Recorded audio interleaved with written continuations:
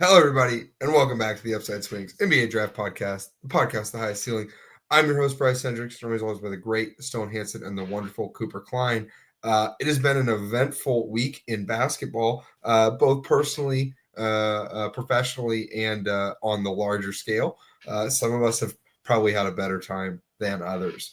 But I'm happy to be here. I had a lot of time on planes this last weekend, so I was able to really watch a lot of film, dive in deep on a couple international college players, which is interesting. And I do want to spend some time talking about some of the issues that might come with pure kind of stat watching on guys in this exact situation. But before we get to into any of the eval stuff on Kasparas, Jakucionis, and Egor, Demin, Coop Stone, my friends, how you guys doing?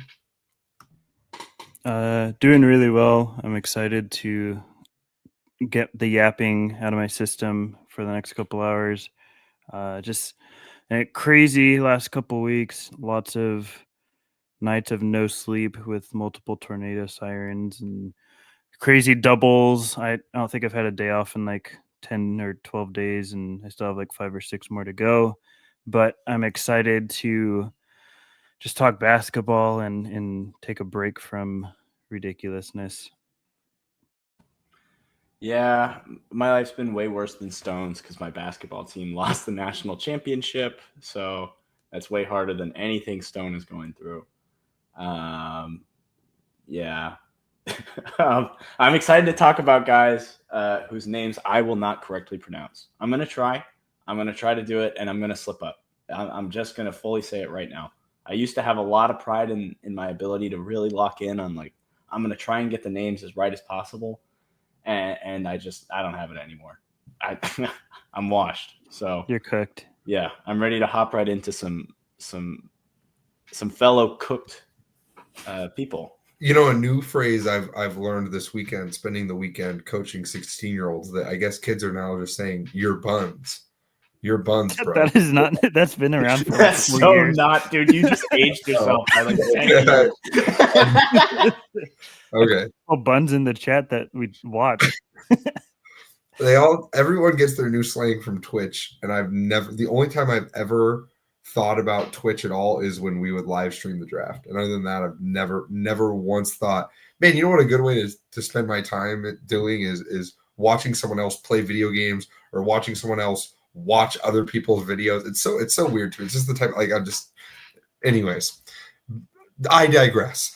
Let's start with Not even 30 yet, by the way. Yeah. 30 at heart.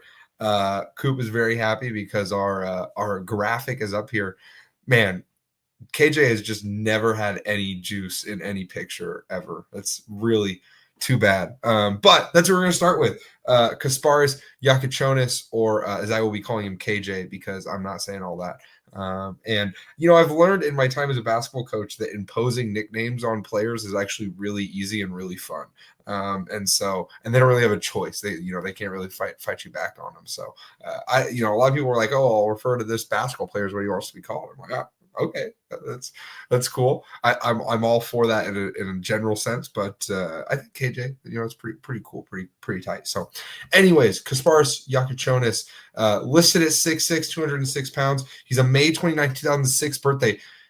It is legitimately, I know there's been other guys in this class, but still legitimately unreal to read 2006 birthday NBA draft eligible right next to each other. Just doesn't really compute in my brain. He is from Vilnius, Lithuania.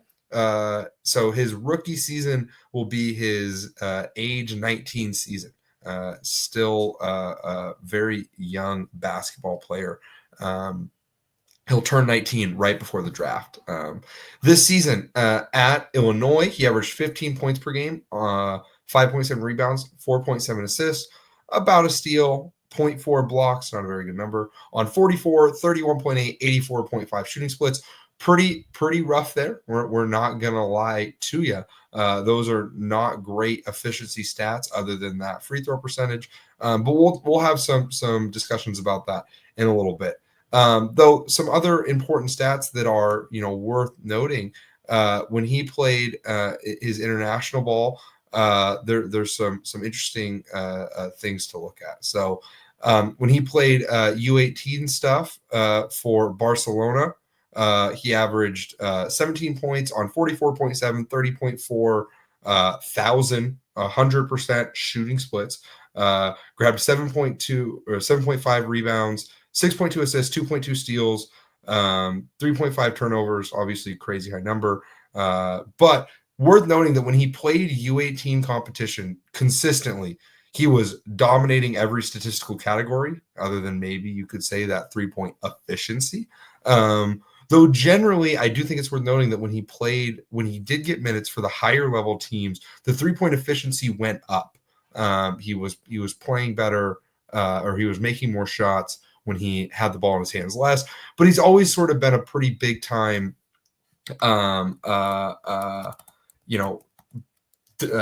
usage type of guy. Even going back to, I looked up and I watched all his U18 stuff for Lithuania, and there's some interesting stuff there as well. He was, one of the more dominant players in that U18 tournament. He averaged 19.4 points on 46.6, 31.9, 80.6 shooting splits, grabbed 4.3 boards, 5.3 assists, 4.4 turnovers is a crazy number, 1.7 steals, 0.6 blocks. Was the best player in every game, except maybe you could argue the last game, where there's an argument that maybe one of those kids from France might have been a little better. But some other interesting stats from this season. He had 25.6 usage. 59% true shooting is a good number. So despite the fact that he shot really poorly from three, he still ended up with a really good true shooting because he took a lot of free throws. He had a 49.6 free throw rate, took 168, and he made them at a high clip. He did take 9 3-point attempts per 100 possessions, again with that 31.8%. Shot 67.3% on close twos, which is a good number. Again, we talked about the Big Ten and the ups and downs of it a little bit in our last in our Rutgers podcast with Dylan Harper and Ace Bailey. But still worth noting, only dunked one time, and only took about 56 long twos, shooting only 33.9%. So some interesting numbers there. Did have a sub 1 block rate, only a 1.5 steal rate, really worrying athleticism numbers overall. And then, maybe the biggest, most important numbers are the 26% assist rate, the 25.4 turnover rate, pretty insane in terms of his turnovers, but also at least a good volume passer in terms of he did get a lot of assists. I think it's worth noting that all his big assist games were the games where his teammates actually made shots. It is not a coincidence that Illinois, they took a whole ton of threes, and they were really inconsistent. When they were making threes, they won games, and when they weren't, there was a stretch where, for a long stretch of the season, they were shooting 28%, but still third in the nation in 3-point volume. So they take a lot of threes, they miss a lot of threes. That's kind of how they played. His big assist games, they tend to make threes. His lower level assist games, he was still throwing the same passes, they just weren't making them. So I do think that's worthwhile context. I don't have any BART queries today, but Coop, I know you have an interesting one here. So what do you got for us with Kasparas Jakucionis? I thought that this was just kind of an interesting look at the collection of underclassmen, high major, who had a high-ish usage, so 25, and then assist percent over 24 and turnover over 24, which is cutting it tight a bit with Jaku. I'm not gonna deny that. I'm not gonna talk about ethicality, but you get some interesting names. You get Chris Dunn, Severe Wheeler, Grievous Vasquez, John Wall. You get fellow member of this pod, Egor Demin, Royce White, Andre Curbelo, Tyrese Hunter, Joe Toussaint, Isaiah Whitehead. It's an interesting group of guys who, the NBA guys in here, both were two-way guards, both could defend, and by a pretty large margin, Jaku has the lowest assist percentage out of all these guys. A lot of the guys on this list are like Chris Dunn, 50% assist. John Wall, 34.8. Grievous Vasquez, 36.9. Andre Curbelo, 34.4. I mean, historic turnover guy. And still is tied with Jaku in that category. Like, I really liked when he was a freshman at Iowa State, Tyrese Hunter up at 32.3. Just, I mean, completely different ballparks from where Jaku is down at 26.0. Part of that is unfair because the cutoff is kind of high. But what are y'all's thoughts on the query? The place I really want to jump in here is less with the guys around him and more. I think turnover rate is such a fascinating stat because turnovers are one of the more varied things in terms of, a lot of stats are a yes, no, right? Including turnover rate. Did you turn the ball over on this possession? Yes or no? But, when it's a 3-point percentage, it's a lot, the ball goes in the rim or it doesn't. But turnovers, similar to assists, are sort of inconsistent in terms of, okay, well, what if you threw a pass and the guy just didn't catch it? Did you throw a pass where you were really trying to create something? Or did you throw a pass where there was no hope but you just were like trying to get the ball out of your hands or something? I think when we talk about these two guys, as we actually break down their passing, there's going to be some really interesting discussion in terms of where their turnovers come from. Are they just getting their pocket picked every possession? If your turnover rate is high in that way, like, especially guards versus bigs, this tends to be important. High volume pick and roll players versus connectors, it tends to be important. I do think I generally lean on the side of, if I'm betting on someone to be a high volume pick and roll ball handler and playmaker at the next level, I want them to have a high turnover rate at the college level. I want them to be experienced, especially if they're young. If they're old, it might be different. If this was Cassius Winston, yeah, he better have a low turnover rate. He's fucking 30 years old already. But KJ is young, right? KJ is going to be an age 19 rookie. I think I like that his turnover rate is high. Now, again, we're going to talk about where these turnovers come from. But in terms of trying to strip context out of things the way stats often do, which I do think there's value to, I like that his turnover rate is high, I think, in that. When you look at it, I think it shows to me, especially when it's combined with a high assist rate and a high usage and good efficiency with the true shooting, all that combined is just tell me, I think he's really trying to make plays. And when he succeeds, he probably really succeeds. And when he doesn't, it's a turnover, and there's probably a lot of live ball turnovers in there, which are obviously worse than, if he just stepped out of bounds or something. But I do think that is something that is interesting to me. And turnover rate is the type of thing that can be disqualifying for some types of players, right? Like if you're more of a connector bet, or you're like a 3-and-D guy and you have a crazy high turnover rate, even if that, like if you're playing as a 3-and-D guy at the college level, that can be a big worry. But if you're a potential, really high level playmaker, I really want you to have a high turnover rate most times. So that's just my little soapbox on that.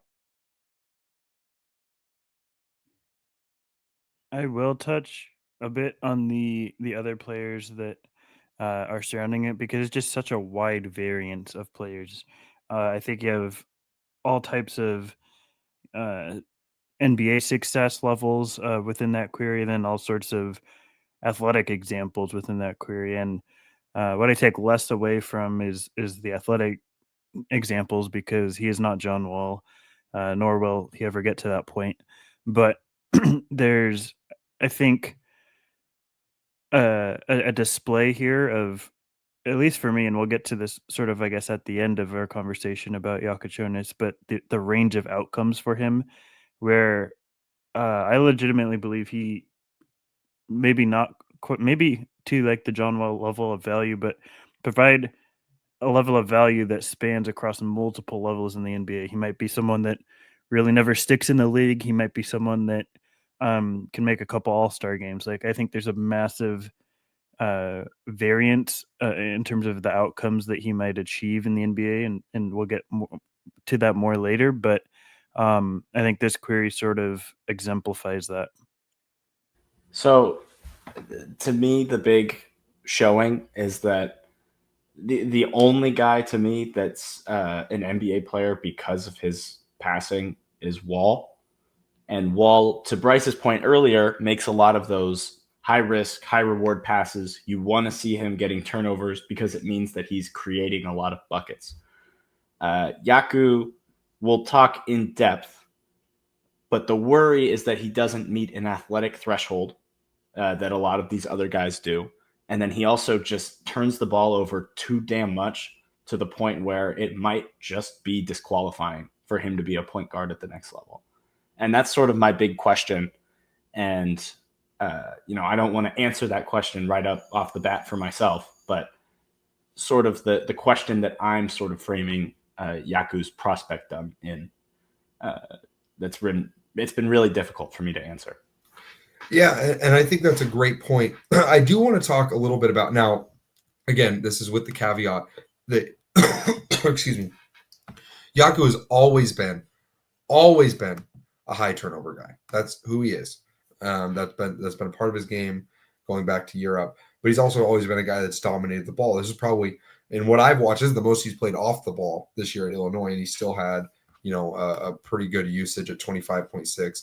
And it's important to note too that like Bartorvik, Seth Partnow has a stat that I prefer, like for NBA stuff, that's called total usage, that involves your playmaking usage, which is any play that you pass that leads directly to a shot or a foul, and your traditional usage, which is any play where you either turn the ball over or take a shot. So I like playmaking usage a little bit more, even though obviously that would make a number that's higher than 100% if you added all the usage up on a team, whatever. But anyways, this doesn't have that. So his role is even higher than his usage states. And it has been consistently.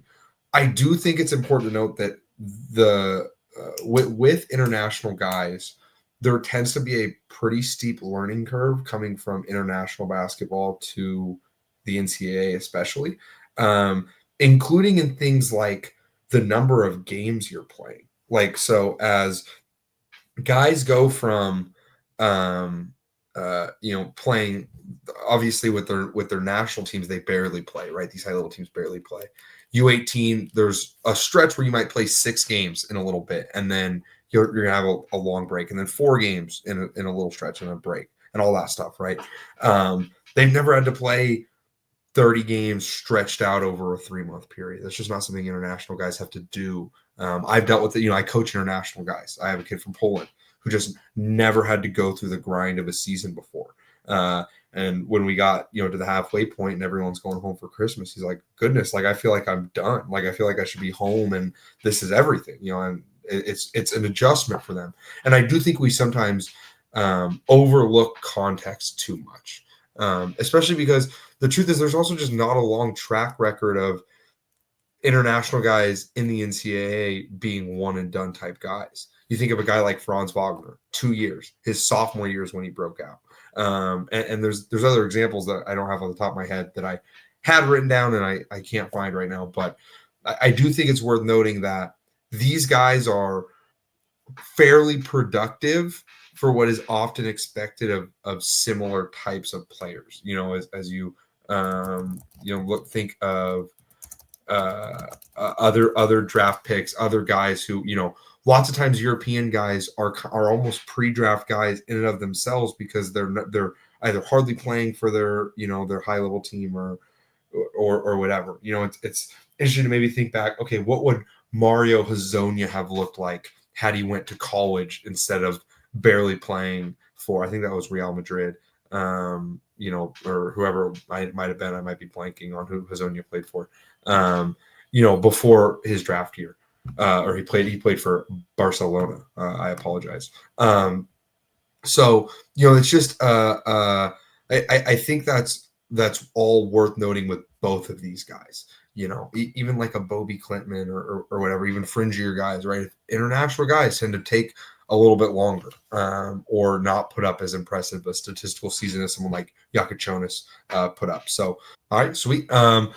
So as we move on here, I think the place I do want to start is whether or not he can be a point guard in the traditional sense. And I do think that's important because so much of I'll spoil it. I think I'm going to end up pretty high on Jakucionis. I don't know exactly how high, and there's some things that really worry me. And I do have this thought in the back of my head, like I'm making a mistake by being so high on him. But I think I am going to come across as the guy who's highest on him between us, at least, and maybe even like from what I've seen, like all of draft Twitter. Like I think I might be. I think there's a world where this is my Derek Queen in terms of Coop being out on a limb. I think that might be KJ for me. I'm not all the way there. I want to talk about it first, but that's the way my brain is turning. And I do think that the place I want to start is with his kind of point guard stuff, because for me, the sell is this is the best bet in this draft for someone who can be a true kind of on-ball offensive star. I don't think there's another guy in this draft that has that type of potential. We talked about Dylan Harper, my issues with that. And again, there's question marks here that we're going to talk about, especially, maybe the ups and downs of the handle, the turnover stuff, all that. But I want to start with, I think the first thing for me that's really important is that I think he is a much better off the dribble shooter than the numbers might indicate. This year on dribble jumpers, he ranked in the 63rd percentile in points per possession, which is about, he was at about 0.87 points per possession on off the dribble jumpers. Most of these are threes. That's why, even though he had a 31.8% field goal percentage, it's a 43.7 effective field goal percentage.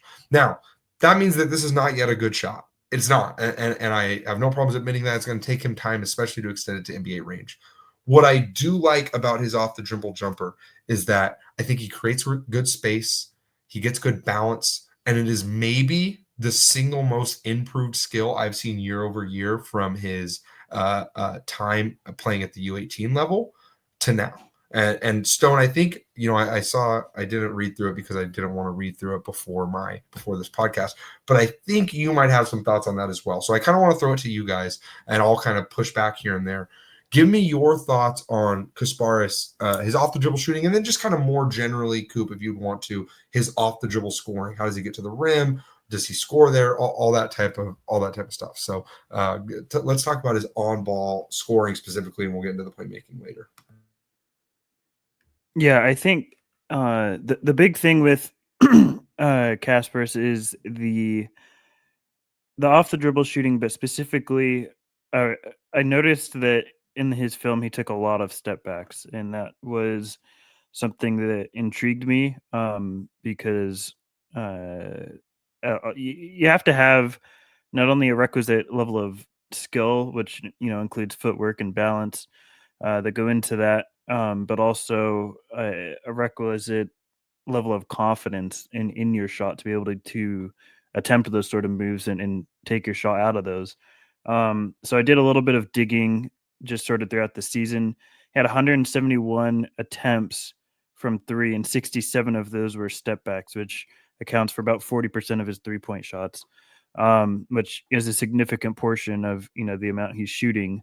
So with that, I sort of wanted to dig in a little bit further. He shoots step backs in a variety of ways, which I found really intriguing. He has your traditional step back, which is just, as the name implies, stepping straight back. He also has like a lot of side steps that he does, where you get the ball and he'll either angle himself, he's parallel with the hoop, and he'll take a step to the left or the right, typically the left, or he'll go diagonally from where he stepped in, diagonally out to the 3-point line, not exactly laterally. He had a lot of those, and then he does sort of what I deemed, I don't know if this is like an official term or not, a hop back, where he just sort of plants both feet at the same time out of his step back. So he did all of those things, and I found that he significantly had way more success with the side, the lateral movements, step backs. He took about 23 of those, which accounted for a large portion of the step backs in general. I think roughly about a third of his step backs were to the side, and he shot 52% on those, which to me really indicates a level of comfortability. and somebody that really has an understanding of how to get himself in motion and where knows how his body works in order to be able to get that shot off in a way that's accurate. Um, and out of those, he went 12 of 23 from that. Out of those 12, 10 of those were stepping to his left. So he's very left dominant when it comes to shooting. And I think that's something he's going to have to work on. I also noticed a level of core comfortability that he doesn't have, where if he's not aligned perfectly, his core to the hoop, if it's not perfectly squared up, he's short. He ends up being short a lot of the time, and I think that's something that it's just more of a core strength thing, a level of getting comfortable not being completely aligned with the hoop that he hasn't come to yet. But essentially, what I took away from this is he was really poor as a step back shooter in terms of the mechanics and everything at the FIBA U18 tournament and before. Um, he was extremely slow. The mechanics were very slow, and you saw this year at Illinois, they were. If you look at them side by side, he sped them up by like probably 3 times speed, much faster, much more comfortable with the step backs and the mechanics and everything. And I think if that trajectory follows, and he can improve his mechanics that much in that short amount of time, I think it's probably tracks that the accuracy will also follow. It might take another season or so for that to come to fruition, and obviously there's going to be an NBA adjustment period to that. But I think the mechanics and the speed, that the improvement in that amount of time, if he can do that, I think the level of comfortability doing that will lead to greater accuracy as a step back shooter, which again accounts for about 40% of the threes he took. So um, that's sort of my shot breakdown with Kasparas, and I think he is going to be a pretty accurate 3-point shooter off the dribble and especially off of step backs. Yeah, I think the biggest learning curve for him was that it changed to be like a weapon, right? Like it became Illinois' go-to clutch offense. Give Kasparas the ball, try your best to create. And what I liked is that he figured out over time how to use the gravity of being a good enough step back shooter that they would take it away to get to the rim on switches. If a big switched onto him, he would take that shot and he could make it. But then he wouldn't just settle for it if the big was going to press up. If the big's going to press up, then he would beat him going downhill, which I do think is an important part of things. Coop, how'd you feel about his kind of overall on-ball scoring? I think you're kind of maybe the low guy in general. I think Stone is the one who's kind of playing the middle ground today. Tell me how you felt about his on-ball scoring. It's really weird because I see what Stone's saying with there's a pretty steep development trajectory. There's a lot of interesting stuff going on. He has a lot of trouble putting the ball in the hoop from anywhere outside of the rim and the free throw line. It's easy to, I don't want to say hand wave, but it's a good free throw percent. He's up at 85% on a huge volume. He's he's so weird as an on-ball scorer, right? He's really good at I think he's really skilled at using screens. He's really good, even when he's off ball, he's really good at getting into DHO actions and attacking from the right angle. I think he has a really solid understanding of angles as for like where to attack from. I don't know if he's the best at using angles as he continues to get downhill, and we can talk about his downhill driving and scoring around the rim in a second here. But the jumper stuff, I find that he can grift a little too much for my liking at times. There's the very the very scene clip of him at the end of that Kentucky game, just kind of flailing his whole body and praying that he gets a foul call. Which it's not a big deal. It's just a specific example of he can try to do too much at times instead of just, hey, let's get downhill. Hey, let's get to our shot. Hey, let's draw a foul here, while heading downhill. Let's get something consistent. I don't know how much of the 3-point step back is being like a major part of his offense is the coaching and being like, we need this and we have nothing else and we need you to do something, and how much of it is, his decision making, him understanding his own team. I'm not saying that in a negative way. I just think it's a difficult question to answer personally. I think it's a lot. I don't think he's like just deciding that he's going to take a bunch of step back threes because it's, all he has. But that team is kind of poorly constructed. I don't think that there's consistent ways for him to generate easy offense. And so he goes to that. When he is able to get downhill, when he is able to play off ball, I actually think I talked about angles, but like his ability to use screens to just get a half step on guys and then just speed straight downhill, really impressive. And now when he gets there, I'll let Bryce talk about it because we talked about it a little before the show, but he doesn't really slow down. He's kind of he's a predeterminer as far as, decision making. I do really worry about, he's great at getting an advantage, but it's what he does with it that is really, really worrying. And I think that that's something that can come with time. I think that's something that I believe can be developed. But it's really worrying that it's always been an issue. It doesn't matter the competition level. He can really score when he gets downhill, but he also tends to really panic. And it's a really weird dynamic because he's incredible at getting 2 feet in the paint. He can get 2 feet in the paint, but he's not getting 2 feet in the paint right at the rim very often, just off, having the ball in his hands, getting downhill out of the pick and roll. He's really good at getting to the middle of the floor, and he just can't take the advantage all the way there because he's missing a few things here and there in his game.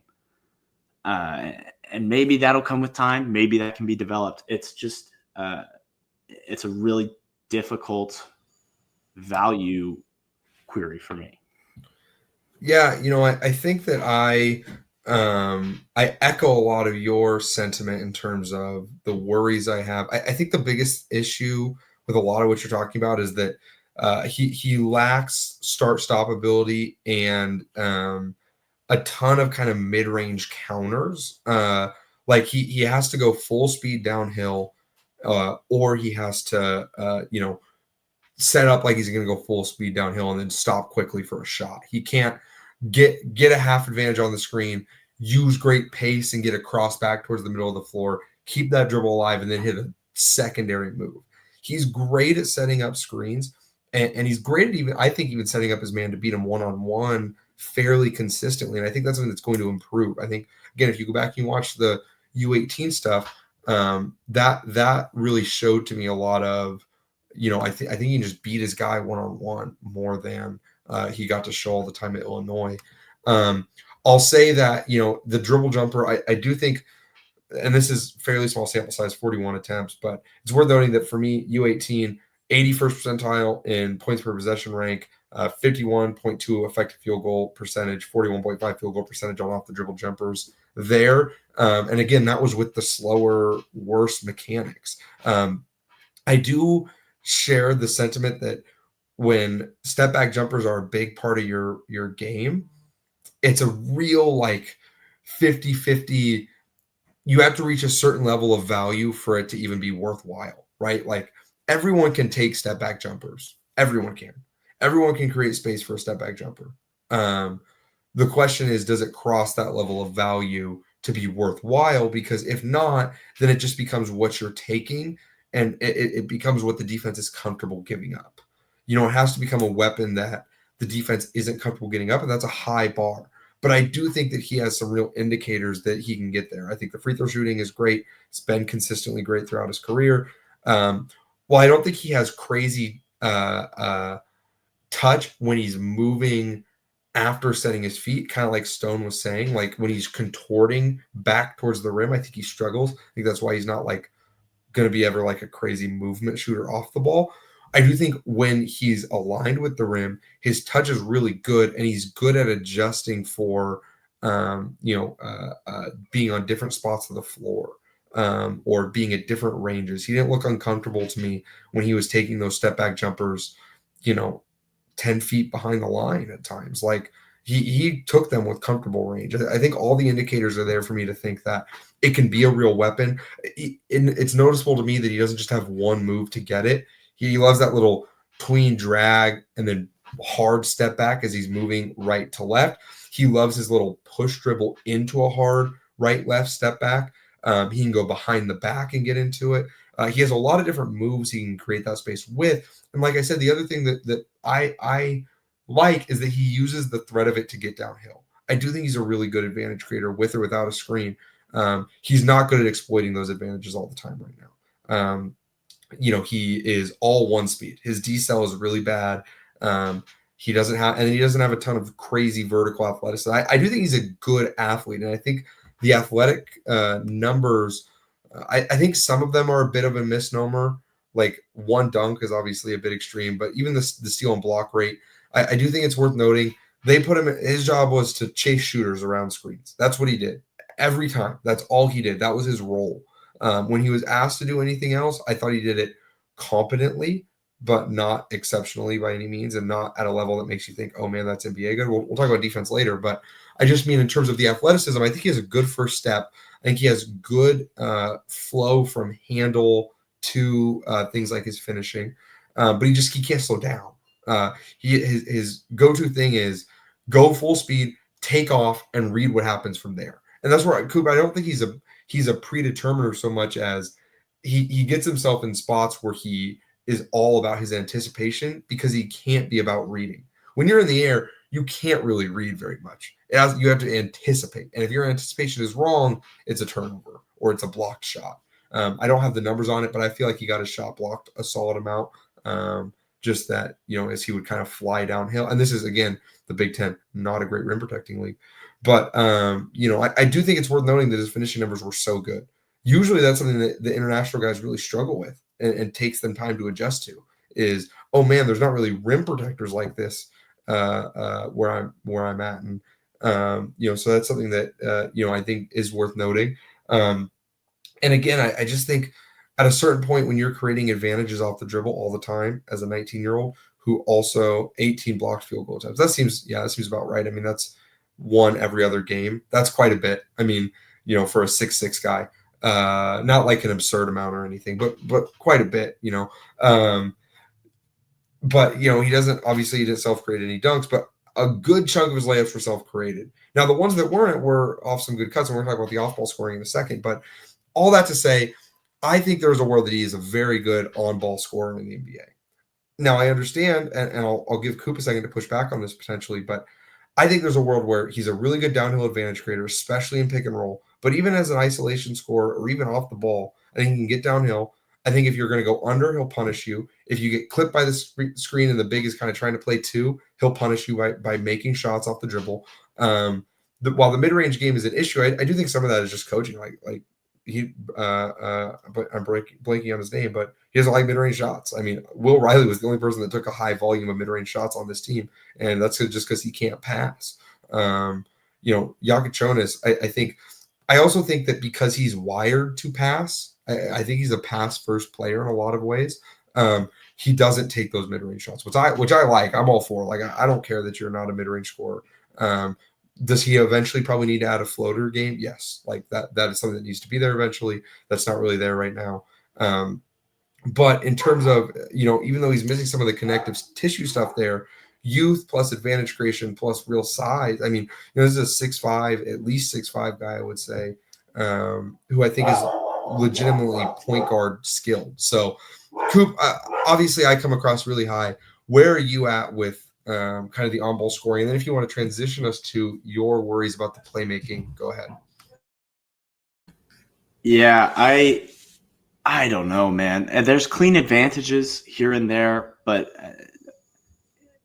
I've been bitten too many times on just pure advantage creation. And I don't know how good I feel about what he actually does with advantages. You talked about his anticipation. You talked versus predetermining. I think you're probably right that it is more of just like he doesn't predetermine as much as it's just like he's playing in thin windows and thin windows close a lot faster than you would think. It's just, he's like towing such a thin line already at the college level where, you know, even if you buy the step back coming and developing, or you buy even the off ball shooting, because I mean, I do think the off ball scoring is very real, which is really interesting for a guy like this, you know, a sort of not unathletic, but a not plus athlete, you know, on ball guy, you know, European, you know, ball dominant player. You kind of expect a lot of these guys have been, there's basically no off ball scoring. And I think he's a pretty solid cutter. I do think he has some moments where it's very schemed and he's very good at just following scheme or running off a DHO. But there's also some moments where it's just he's standing there and it's like, this is the most obvious cut. Just take the zip cut and get, like, just do fucking something. And he just stands there for 2 seconds too long. And then the advantage is gone. And then he recognizes it and he's downhill. And I do think that's something that'll develop. But he can lose the team an advantage that should have been there because he's kind of late on cutting at times. But most of the time, I think he's really, really solid as an off-ball cutter. Decent off-ball mover. I think he's not like a full relocation, you know, movement shooter guy. But there's enough there to where if the step back doesn't develop, but the off-ball jumper just comes around, which I think it should, he's still a valuable add on offense because there's enough interesting stuff there. The handle's good enough. He can just like blow by guys with his speed. I just worry that as an on-ball guy, if the step back doesn't hit a certain level, which it very well could, hit a really high level. But if it's not really high level, he's not getting blitzed off of screens and he can't make easy dump offs to bigs anymore. Or he's not, you know, getting followed around a screen. The guy's going to go under and he just has a much tougher time creating an advantage. And I think he'll be the level of shooter where he can just pull it behind the screen. And that'll be like, you still can't go under on screens on him. But if you're not having to chase him all around, ball screens really tightly or close out really hard, is he the same level of advantage creator against NBA level athletes and defenders? And it's too big of a question mark for me at the moment, even though I really want to buy in because he's got, you know, he's a tough guy. I think he plays hard. He's tough. And I think that makes me want to buy it. And he tries hard. He hustles at times and there's, you know, big plays, but it's too many question marks for me to be where you are, Bryce. And I'm not fully sure where I value that. And I know, Stone, you have a few more things you wanted to a few more notes to throw in here. Yeah, I think the on-ball stuff, I actually somewhat disagree with the decel, where I don't think he's a good decelerator from full speed, but I think he's really good at pace manipulation, where he uses like certain stutter steps, or he'll take one quick step, one slow step, and then go full speed. So it's not necessarily deceleration from, you know, a high speed, but it's the utilization of pace differential. I think he can really catch guys off guard with. Stone, can I add to that really quick? I think that's a good point. I think he's really good at that type of stuff when he's coming off handoffs, like when there's already a half advantage created for him. I think he struggles sometimes when, especially like if he's attacking a closeout or like a really high ball screen that they're chasing over, when he builds up that type of pace going downhill. So I think you're right. I just want to say I do have my worries about the decel, like the hard decel, but I do agree that there is some good pace stuff when he's able to kind of come out of screens. Or come out of handoffs, or he's coming out of screens with a half advantage or whatever. And instead of, especially against drop, I think part of why he was so one speed is that he just rarely saw drop. I mean, there's a lot of hedge, there's a lot of, switch, show and recover stuff that he feels like he has to get downhill. I think against drop, and again, handoffs are more consistently dropped, right? Because they're a secondary action.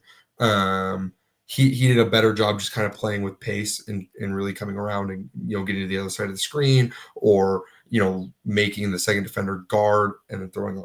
He didn't really have a lob threat, but I think he showed that he could have that skill. So I just want to concur with you that there is definitely something there. Yeah, no, that's all I think accurate and fair. I would also say that he gets really good shin angles, maybe better than anyone so far we've covered, driving to the rim. Where I think I've talked a lot in the past of guys that maximize their physical abilities, but I think it's just equally as important for guys that are able to really overcompensate for what they don't have the athletic traits to maximize with, if that makes sense. Where Jakucionis has really short and stubby limbs and appendages, just overall, to be blunt.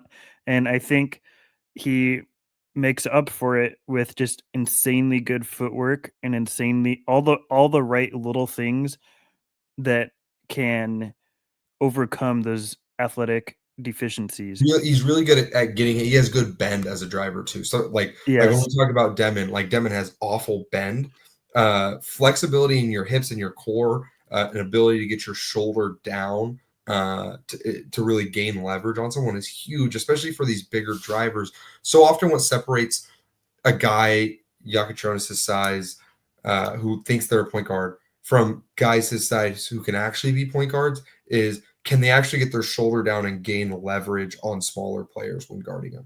Now, when smaller players guarded KJ, there were some real ups and downs. There were some moments where they really got into his handle. They bothered him, especially forcing him left. But there were also moments where he was able to get his shoulder down and just beat them and muscle them out without having to turn it into a post up. And I think that stuff is really, really important. It's something that we teach all the time, trying to get guys to be better drivers, is you have to be able to get your shoulder down and get on a line. Because if you let someone have leverage over you, you're just going to get pushed off and you're going to be really reliant on other action to create advantage for you. And he's not. He can create advantage for himself with that skill. So I think that's something he really does have. Yeah, thank you for the assist because I can't think of words today apparently. But he is someone also too that I think a really big part is he is actually really strong. Like he and something that I think clicked with him, I would say, this season where it hadn't previously in international play, where he realized I'm stronger than a lot of opponents, and as soon as I'm getting the ball, like on sort of those half advantages or even full ones, um, I'm going to attack instead of look to pass. And while he is still somewhat of a pass first player, and we'll get to that in a minute here, I think the overall mindset of looking to attack the rim rather than attack the rim as a scorer rather than attack the rim as someone that's just looking to collapse a defense to pass out of that. I think that really changed if you have sort of any comparison with what he did internationally before coming to Illinois. And I think the difference with that is quite stark. Uh, I would also say that he is he's really good at understanding where players are going to be defensively with his fakes and his footwork. He's great at getting guys in the air. That's something where, uh, although I think he's limited as a finisher because of some of the athletic stuff, doesn't have very long appendages, doesn't have great verticality, but he's so crafty.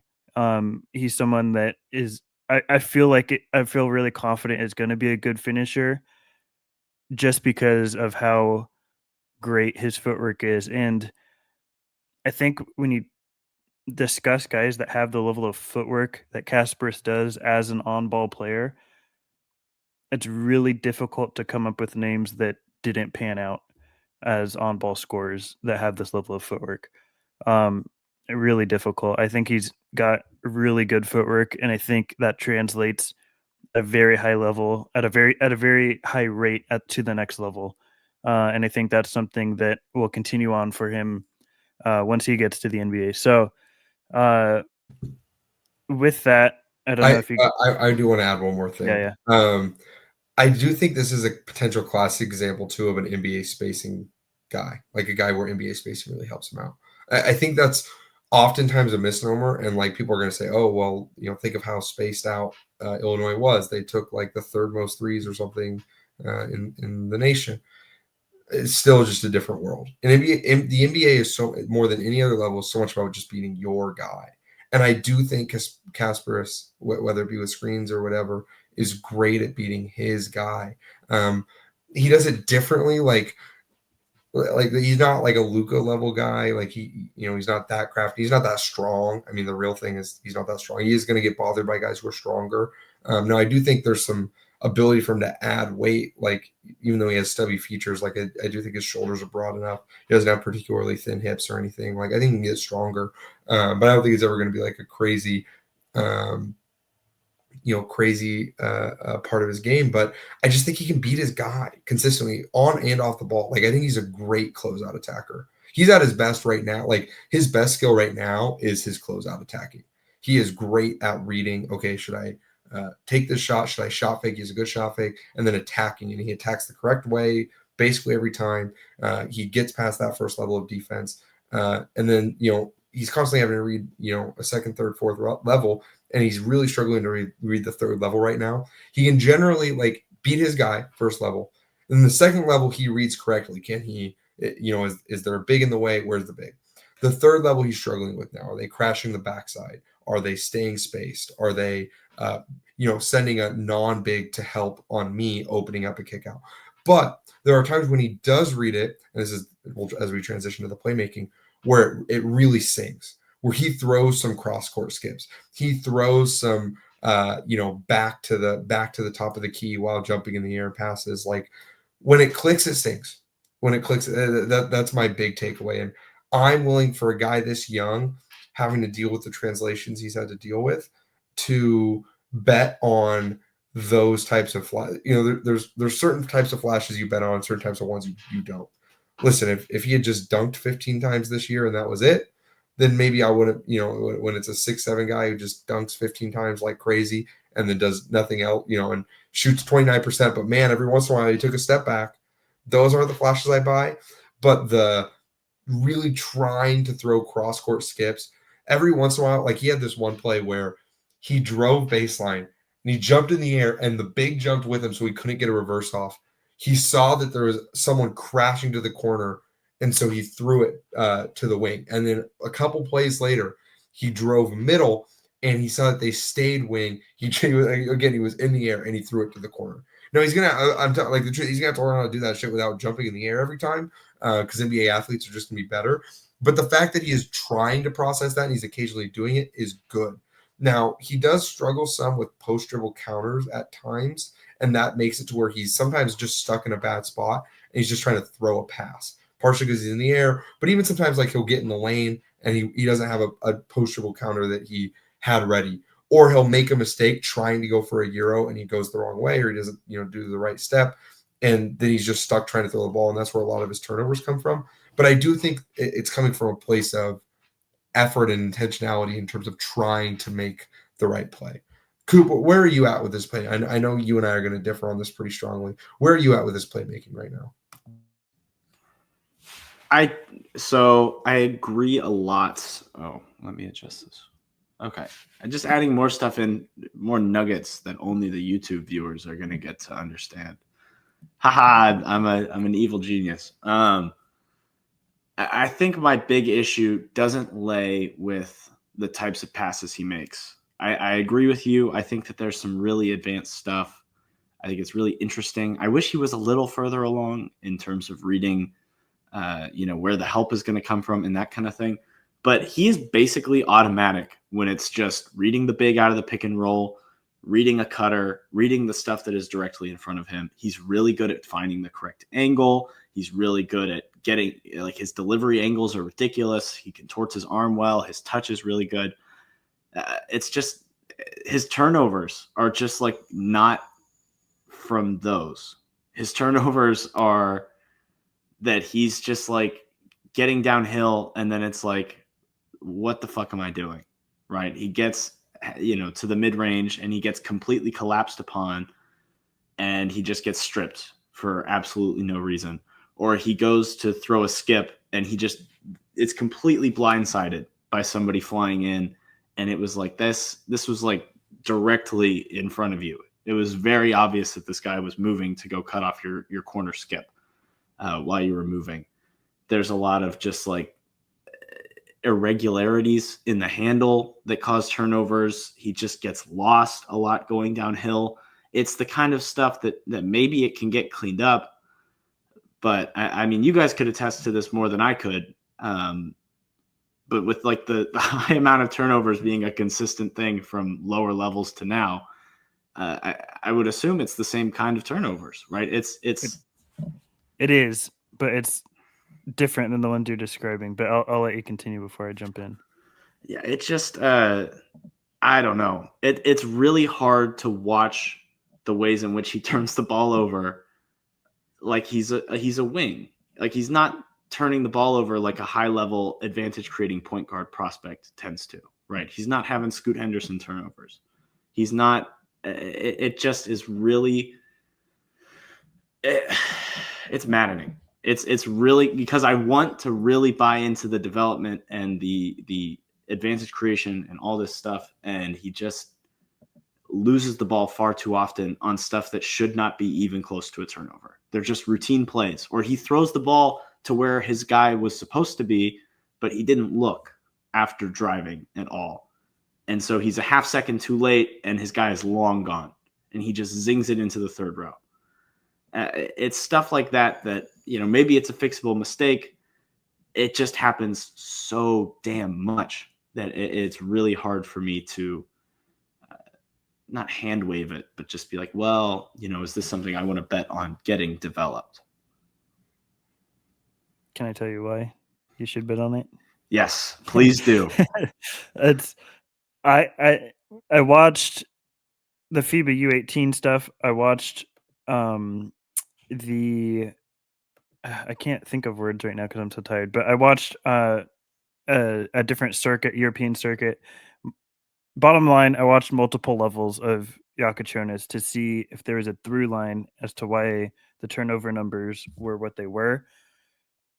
I believe I found it in the fact that he tips so many of his passes to the defense with a lack of eye manipulation. He is telegraphing where so many of his passes are going because he's just staring down 2 or 3 seconds before he throws the pass to the teammate he's going to pass to.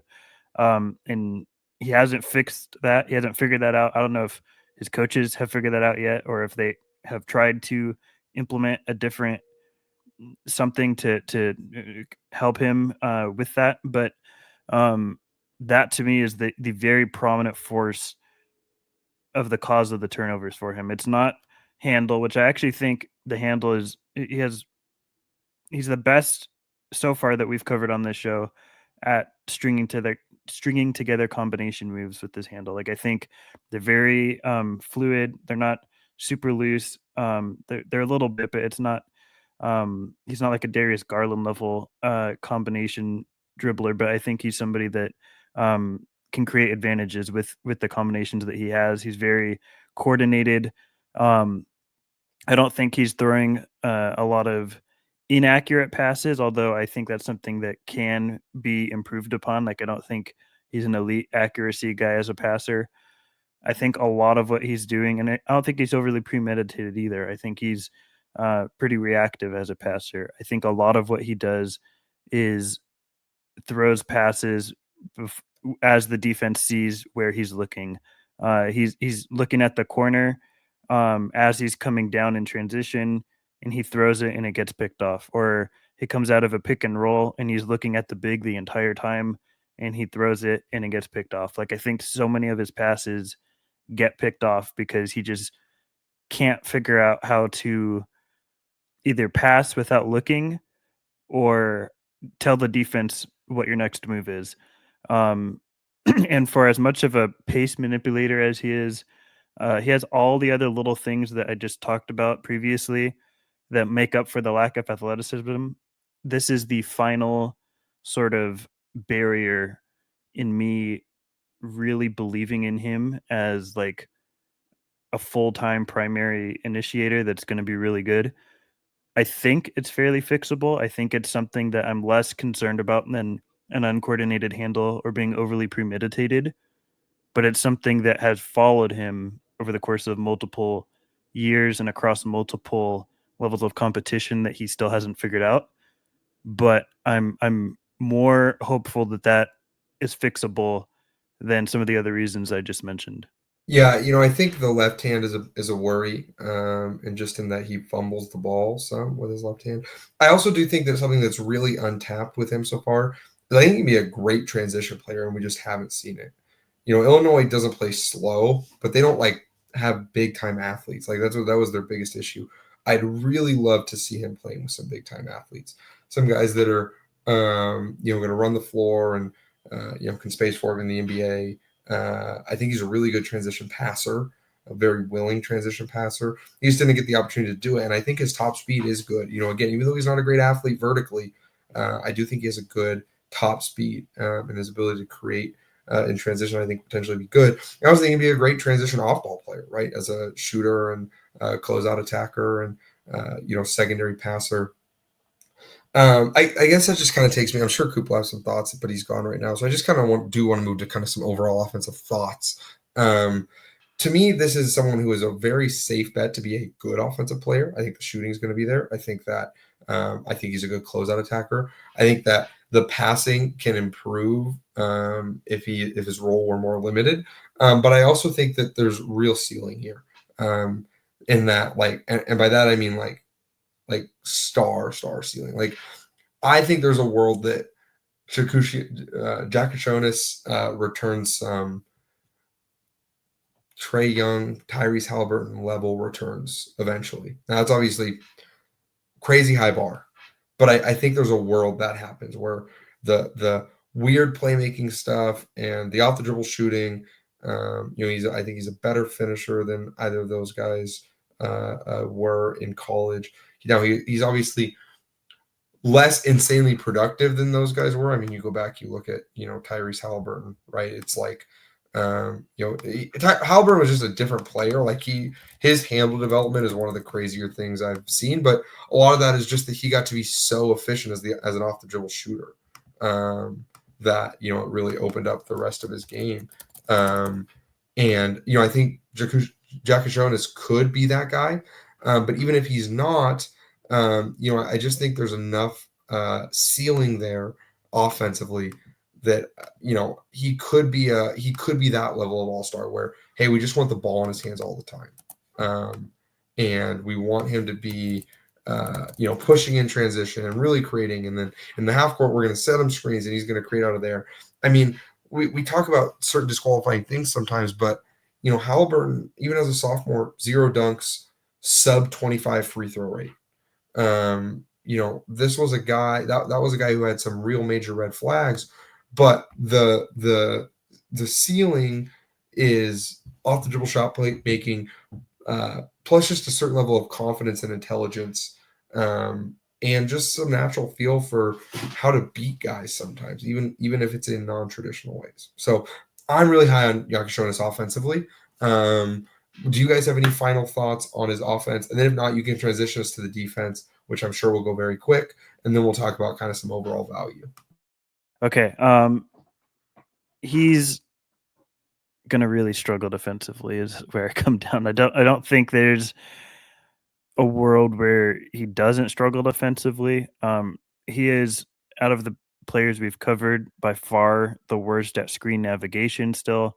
And basically there's a lot of times where a screen just completely takes him out of a play defensively, where he gets hit by a good screen and he doesn't have the athletic traits to be able to recover, and he's a complete sort of nothing in recovery defense.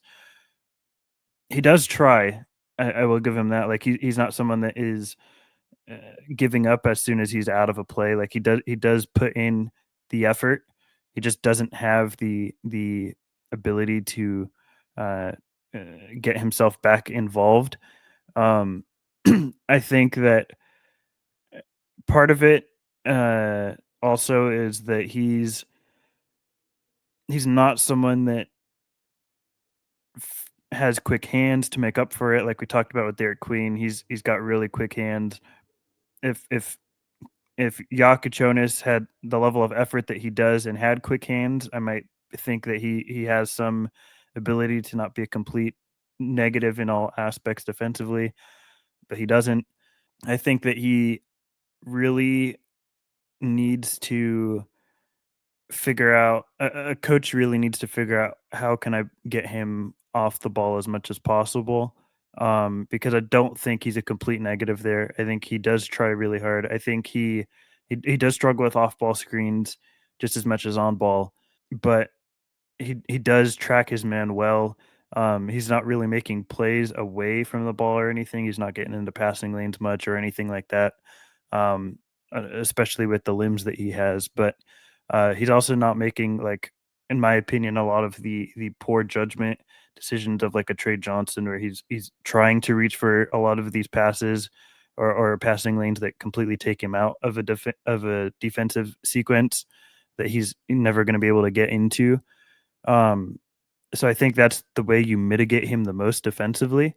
But I think overall, it's he is going to be someone that probably gets picked on defensively, and until he either figures out the screen navigation or he can figure out a way to really get himself in great placement where even though he doesn't have quick hands, he's in the exact right place he needs to be able to um, get in the way of an offensive player that's on the ball. So and neither of those things have come to fruition yet. So they neither of those things are something I'm willing to bet on ever being there. But it's not completely out of the realm of possibility. But all that to say, I think he's pretty much a negative defensively.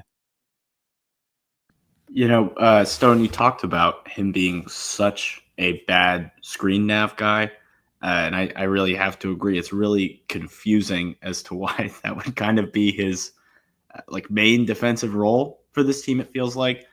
Bryce, would you have any insight as to why they would do that?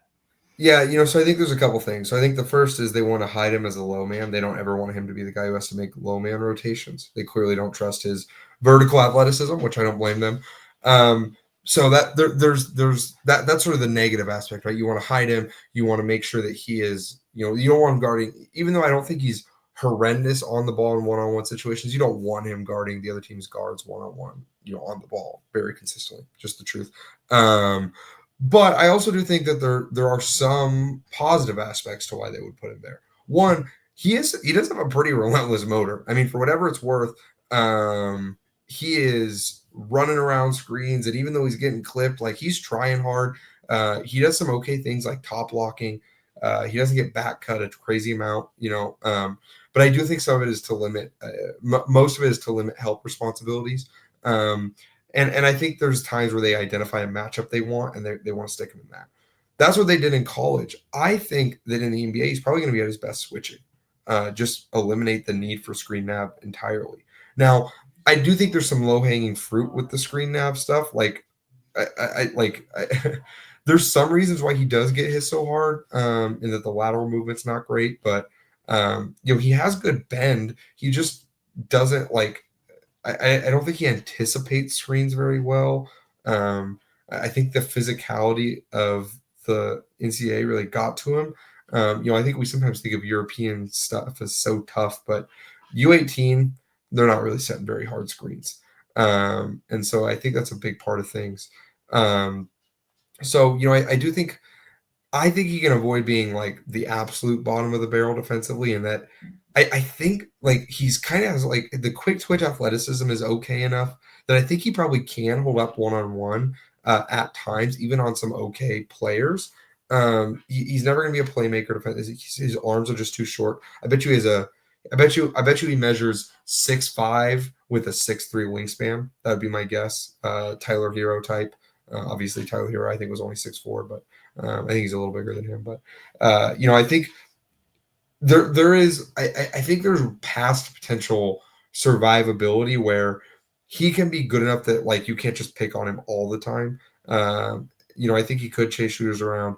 I think he could be a top lock type of guy, forced to deny and force back cuts. Lock and trail, he's obviously not great at, but and then switching, I think he can switch enough. He's going to struggle if he has to switch on to bigs, but I think he's smart enough to do some things. What I liked is that he's always active defensively. He doesn't just take plays off. Like, I trust him, even though Harper has way, way, way better physical tools, and maybe that's what matters. And I'm overrating this. I would rather have KJ's defender because he's at least not just going to fall asleep. I thought Harper, fell asleep all the time, and again, maybe that's I'm too in my coach brain, and that's the type of thing that sticks out to me too much. Anthony Edwards doesn't get attacked down the stretch because even though he's not a particularly good defender, when he really locks in, he can at least not get scored on one all the time. And Harper at least has that. I'm not sure KJ has that gear. Like there is a world where he's just a guy where if you're switching everything, he's just going to get scored on every time. But I think I have just a little bit more faith that he can find a path to survive. And I think he's going to be good enough offensively, whether it be as an off-ball guy, more of a number two, or again with that home run swing where maybe he's a potential superstar, or at least star. Superstar is maybe a bit strong. That I think he's going to be survivable enough defensively when with my conception of it as an offensive player, which does potentially bring us to overall value. Stone, do you have any final thoughts you want to say on KJ? And then if not, where do you kind of value him? Where do you have him? What's your Kasparas Jakucionis ranking? Yeah, I think where I fall is I get some of the athletic concerns. I also think a lot of them are overblown, and the athletic concerns seem to be a big driving force as to why people don't have him higher than they do. Apart from other things that we talked about in the second half of the season after the injury, the shooting took a big dip, but people forget back in the day he averaged like close to 50 40 90 for the first half of the season as a shooter. The big thing, which I do think a big thing is, again, I talked about the games played stuff. I think a lot of the decline towards the middle was these guys just weren't used to playing this many games. He really turned it back on down the stretch too. You watch his final stretch leading up to the NCAA tournament. There's some really, really good games where he was the guy for Illinois who had a ton of big shots and really kind of dragged them to where they ended up getting to. So anyway, soapbox. no, and that's fair, and I think that's a fair point to bring up as to maybe the first couple seasons he doesn't bring the returns of where we might have him because of that, because it's now you're going to 82 games, not to say he'll play all 82, but that's a much even bigger stretch of games that he's playing that he's ever played before. But I think the athletic concerns are a bit overblown because I look at guys like Austin Reeves who are not that athletically gifted, who you might say is a bad athlete in a traditional sense, um, but he's still extremely successful because of how crafty he is, and the handle has really taken a step forward. And I think I'm not drawing a comp here, but just in terms of the level of success that they've had as poor athletes, like I think Jakucionis is a better ball handler than Reeves was coming out, and I think athleticism isn't everything if you have the level of craft that these guys do. And I think he's able to, Jakucionis, that is, overcome a lot of these athletic deficiencies with just how skilled he is, with the footwork, with the ball handling, as a shooter, that it's not as big of a deal as a lot of people make it out to be. Um, and there's not many guys overall in this class that I think have the level of attainability towards their top end outcomes that Jakucionis does. And I'm not saying he's going to be Trae Young or Halliburton, and that's super realistic. But even his upper end middle outcomes, like I think those are still really valuable players that are way more valuable than the vast majority of players that we've talked about on this podcast. So all of that being said, I ended up having him third on my board, and I feel a lot better about that than I did when I had Colin Murray Boyles in that spot. I flirted with the idea of putting him as high as second. I still prefer Harper over him. I know you guys are a little bit lower on Harper than I am. I couldn't quite get there, and he's really in between, putting in that tier of Harper and below. So I might even create a separate own tier for Jakucionis at this point. I'm not quite sure yet. We'll figure that out. But he is firmly number 3 on my board, and I'm not quite sure that's going to change. I do want to admit you guys have done a good amount of convincing here. I'm not going to lie. I came into this, I was sending texts earlier in the week. This guy's kind of a bitch. He's kind of annoying. Man, he's just – there's two things really here that separate him for me from a lot of the other, I think you'll see comps to a lot of other, Euro point guards, a lot of other relatively inefficient from the floor other than the free throw line guys who aren't super great defenders.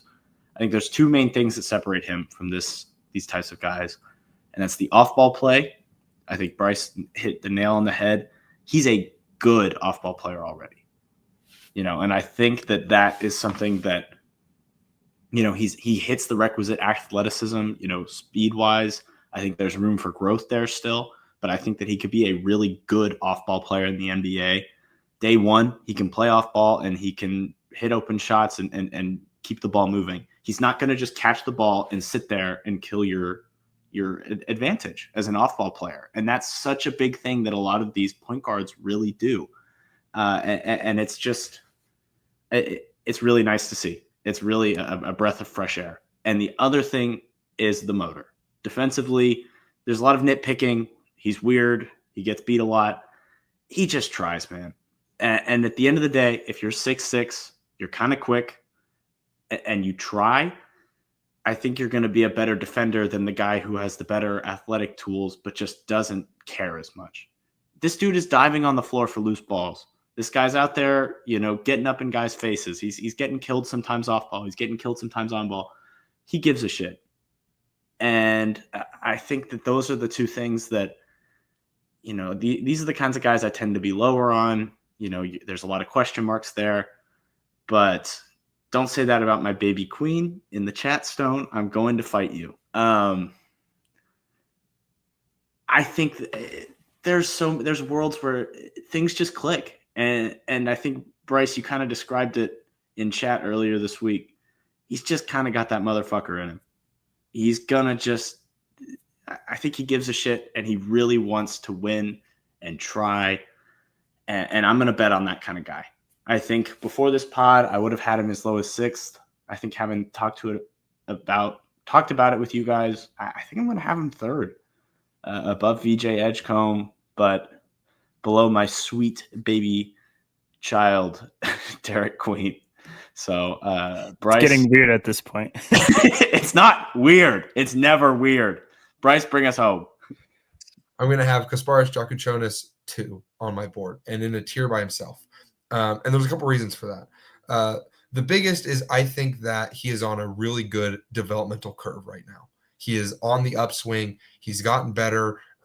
He dealt with a dip in the middle of this year, but he ended strong. And I think that's a good sign for me. Some people are going to point to some cherry-picked numbers versus top 50 comp versus, in conference play at times. They're going to really, hammer down on those middle of the pack numbers, especially as shooting numbers. Here's the truth. Shooting is a small sample at the college level. We're going to talk about that a lot with Demin. College shooting is a small sample. You will shoot 3 times as many threes in the NBA, at least in one season, as you would in your college season. And even that is rarely enough to be a true sample for how good a shooter someone is. People have fluky shooting seasons in the NBA. So I really can't stand how much some people have nitpicked Jakucionis. And I'm all for nitpicking too, but you're nitpicking the wrong things if you're staring at a stat line with him and thinking that's just going to tell you everything. It's not. There's a lot here with the developmental curve that's important. The other reason I have him in a tier of his own, specifically above Harper and above Johnson, is that, Johnson I really buy as an off-ball player who has some on-ball upside, but I'm not all the way there. Harper, I think, has superstar upside, but has a really low floor. I think Jakucionis is the right middle ground for me, where I think his ceiling is right around. I think I prefer ceiling a little bit to maybe where like a Harper would be, just in that I think that if he hits, the passing is better and he'd be more of an overall playmaker versus Harper being more of a scorer. But I also think the floor is higher because I buy him more as an off-ball shooter. I think he's already a really good closeout attacker. And he's a quicker decision maker. I think Jakucionis is way more likely to be able to handle like 0.5-second decision making at the NBA than like a Dylan Harper is. And if you're going to have someone who has to commodify the ball, they have to reach a really high baller. And if Harper falls below that, I have real worries about his viability in the league. If Jakucionis falls below that, I think he can be like a Jalen Green level player. And that's a good bet for me. Like I'm fine. Okay, if I'm gonna have someone who's a high volume 3-point scorer, who's a pretty rough defender, but also gets to the rim. I mean, he's a better passer than Green was. And that's kind of like a middle ground type outcome. I'm gonna be pretty happy with that at 2 in this draft. In other drafts, he would probably be more like a 4 or 5 type guy. But there's no one I really love right now in terms of, I don't think there's anyone here who can be a defense unto themselves. I don't think there's any high level, obvious secondary creators who can also defend. This is a bet at a secondary creator who can't really defend, but is going to play hard, who has some primary upside, even if it's not quite like championship primary, probably. But this is a guy I'm going to bet on. I think there's too much talent here, too much skill, and he's gotten better all the time. And that's a really important thing for me. When you can see that someone's game has improved the way his has, I think I'm going to bet on that. So I'm all in on Jakucionis, and I think that there's some people who are really missing the forest for the trees here in terms of overreading stat lines, which again, I'm all for. I'm all for statistical scouting, and I think there's real value to trying to subtract context from things. But I think when it comes to making final decisions, final rankings, that context all matters. And I think, to me, the context all points to Jakucionis played better than you should have expected this season. And for me, I don't think it's worthwhile to punish him for that, even though there were some ups and downs along the way. So shout out to I know he listens to the pod. Mike Garcia is the only other guy I've seen that has him, I think, second overall and higher than Harper. And there's very few of those people, basically him and Bryce. So shout out to Mike for being super high on him and for listening to the show all the time. Friend of the pod, Mike, he was on here to talk about the Lakers once or twice, I believe.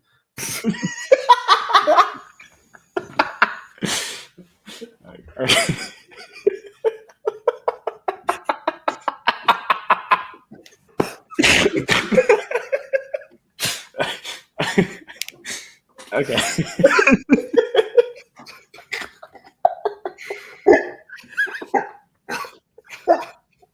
You said that right as he hit my corner. That was not true.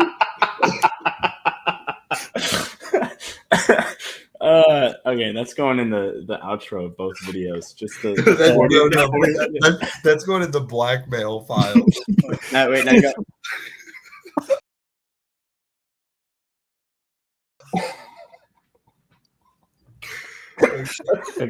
Okay, there we go. We got our intro picture. Okay, all right, here we go. Thank you so much for listening to the Upside Swings NBA Draft Podcast here on YouTube. If you want to check out more of our stuff, you can follow us on Twitter. I refuse to call it X. You can check out our website, upsideswings.com. You can follow all of us on Twitter. Subscribe here on YouTube for more content coming down the line. We'd love to hear from you. Let us know your thoughts on this pod and our process in the comments. We'll see you next time. Thank you.